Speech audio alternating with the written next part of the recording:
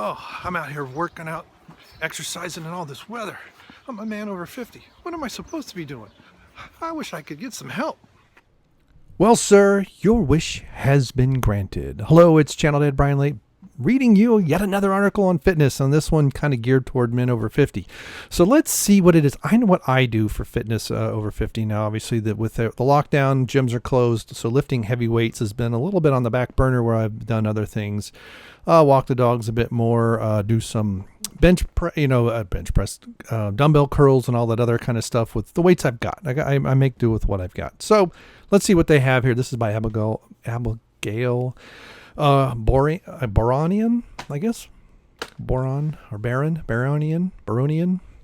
Anyway, this is from getpocket.com, one of my favorite websites of all time. And I will have the link in the description. So in case you want to check it out and see for yourself. What do you agree with? What do you not agree with? Now, they show a man running on the beach, although this is running. This is not jogging. He's got both feet in the air.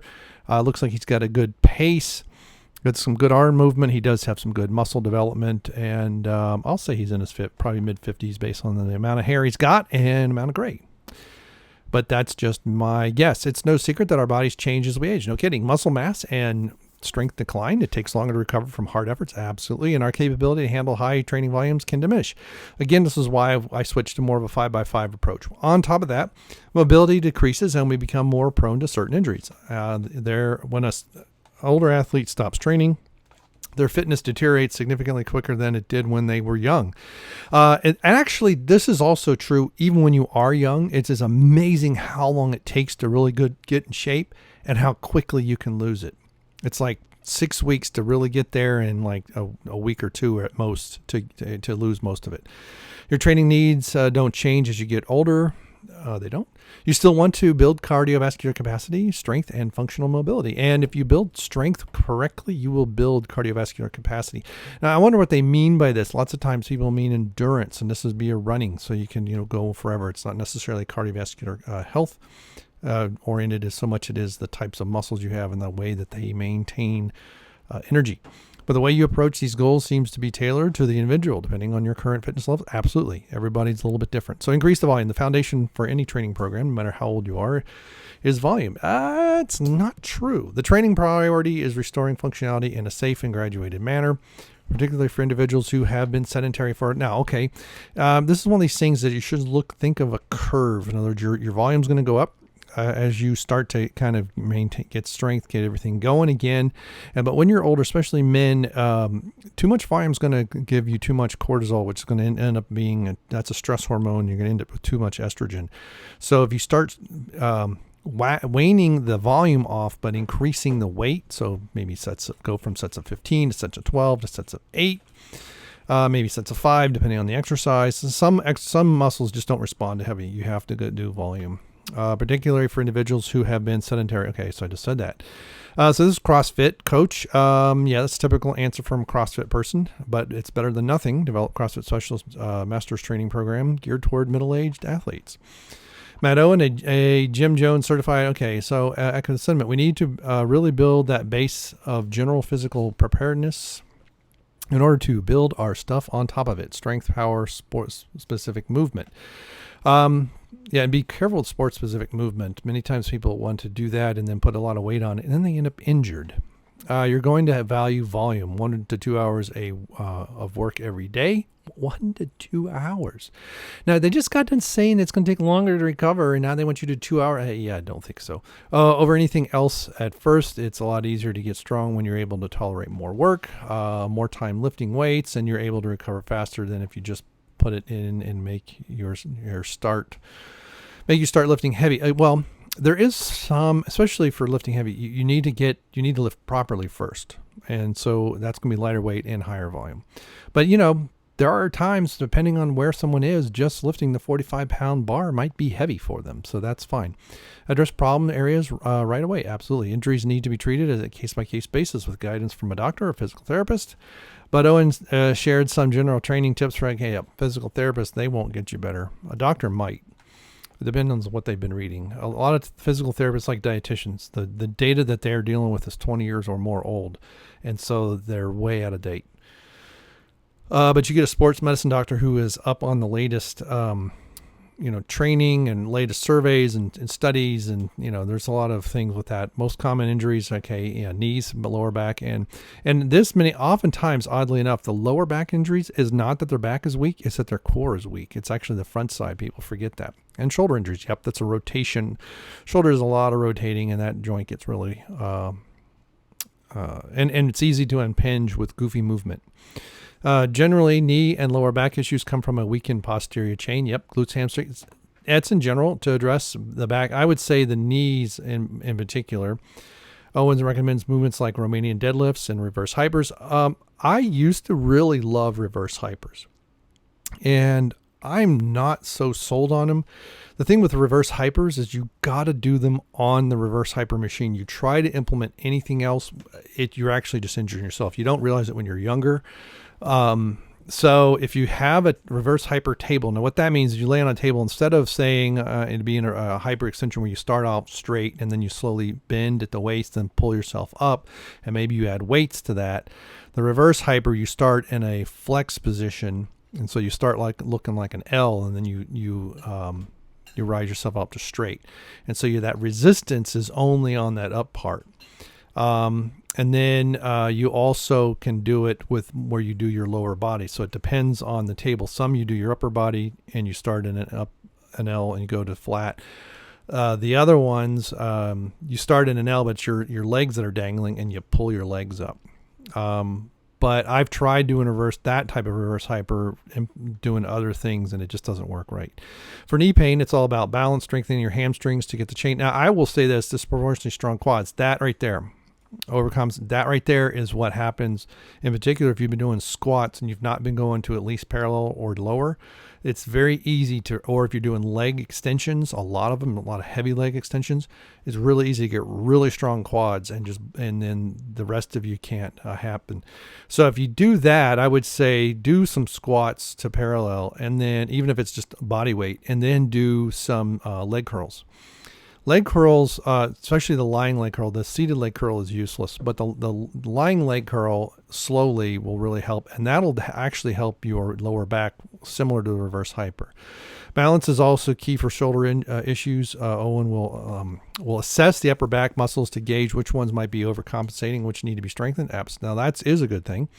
The older you get, the harder it is to come back from an injury. Yep, Swift encourages aging athletes to do everything they can to prevent injuries in the first place. There's no room for being reckless or taking risks from form and technique. Absolutely.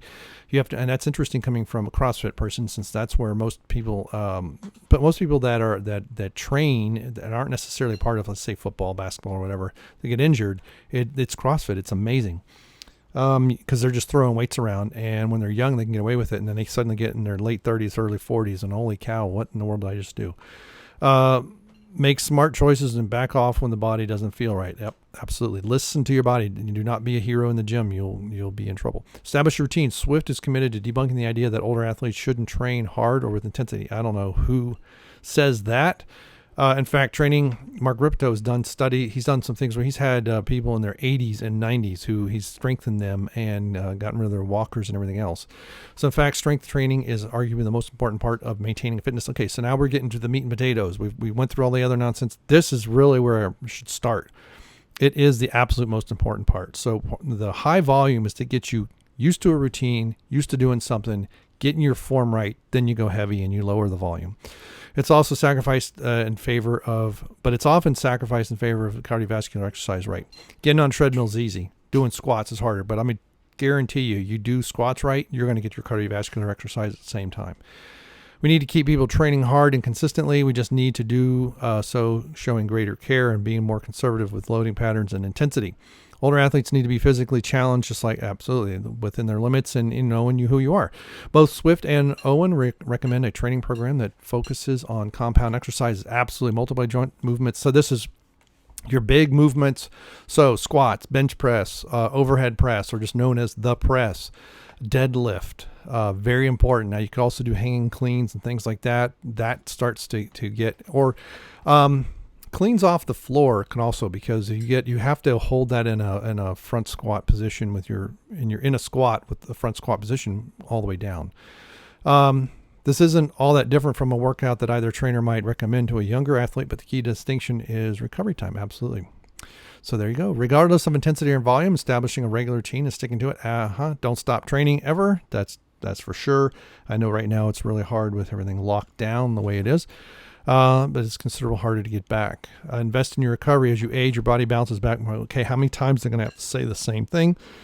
Get away with poor lifestyle. Yeah. So you got to eat right. You got to get your sleep and know what your nutritional needs are. And so basically your sleep routine, your exercise routine, and your diet routine, if you will, all have to be in sync. And the older you get, the less leeway you have on those things. They really need to stay focused on what your goal, depends what your goals are too. Owen agrees that 8 to 10 hours of proper sleep is the most important part of recovery. And now they're interesting that they emphasize proper sleep because a lot of people will get 8 hours, but that's not proper. And so it's like they're getting 4.5 to 6. Where if they were getting proper sleep, 6 to 8.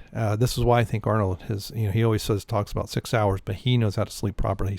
He calls it sleeping faster. So basically he gets himself in a mindset before and relaxes and everything. And so when he goes to bed, bam, he's out, and it's good, deep, and 6 hours is enough if you can maintain that. It charges the nervous system and rebalances hormones. Yep. Gets rid of a lot of stuff, relieves a lot of stress. Owens also recommends daily foam rolling, copious water, and proper nutrition. Again, which they talked about earlier. Foam rolling, I don't know about daily, but yeah, that can be helpful. Treatments like cryotherapy, acupuncture, and deep tissue massage have also worked for some of his clients, but Owen resists a blanket recommendation. Yeah, everybody's a little bit different and what your needs are. Now, the cryotherapy, especially if you're going to be doing a lot of things in cold, that can actually help a lot. Acupuncture, if you got a lot of tension, a lot of other things can help some of that. But it's all going to be in balance. If that's all you're doing, you're not going to notice any benefits. But if you're doing exercises and let's say some stretching and some other things, and then you add in acupuncture every once in a while, that'll probably see far more benefit. There are plenty of ways to address the changes in our bodies through exercise and recovery, but an athlete's most valuable tool is confidence in their body's ability to adapt. The mind is primary, and we hold that above everything else. If you can train your mind and condition yourself to expect higher performance and hold yourself to a higher standard. Yeah, and this is a lot of with the visualization, all this. So you don't have to visualize yourself squatting 600 pounds, right? You go to the gym, and let's say, you do a squat of 180, whatever it is, and or whatever it is you're trying to accomplish, a bench press or whatever. Just encourage yourself and know that, okay, I did a set of 5 at 180 this time. Next week I'm doing a set of 5 at 182 or 185. Just see yourself and believe that it's going to change. So no comments on this, but actually for a Get Pocket, many times I come across these and they talk about lots and lots of cardiovascular, especially when you get an image like this, but running can be part of it. So people ask me, what do I do for skiing? And I used to do a lot of cardio when I was younger, and it just didn't work. And then I did some training, weight training, and it helped, but I had some other problems. So now I change what the weight type things I'm doing. Sometimes it's higher volume, sometimes it's lower volume, and sometimes I do a lot more walking. I don't do cardio. I don't have an actual just cardio routine. But I do build some endurance there, and that's important. But strength, it's amazing how much strength is necessary. And the military, for the most part, all of their PT programs are geared around people coming in strong. And that's part of the problem why they're having issues with some trainees and their feet and everything else, because they don't come in as strong as they used to when they developed that back in the 50s and the 40s, some of it. So it needs to be adapted, and they need to build strength first. All right, so there you go. I like this article. This is a nice, even with, I know I'm taking a crap on CrossFitters here, but they said some sensible things, and form is extremely important. That's how you may still get injured, especially if you're pushing yourself, but, just listen to your body. And, if you get out of a workout, it's like, still a lot of energy. I don't feel like I did a whole lot. Well, maybe things weren't, maybe you didn't have enough volume, maybe your weights weren't. Well, address that the next time and go up a little bit. And then, because when you start, you're going to go up pretty quickly, and then you're going to plateau, and that's when you really just kind of mix things up and change it out. But listen to your body, listen to what's going on, get your diet right, and make sure you get enough sleep, and that's good, and water. Thank you very much. What do you think of this article? Thanks for stopping by. Let me know in comments below, and we'll see you. Goodbye. What time's that next thing? All right, 2:30. Oh, 2:30. Wait a minute. Okay. All right, 3, 2, 1.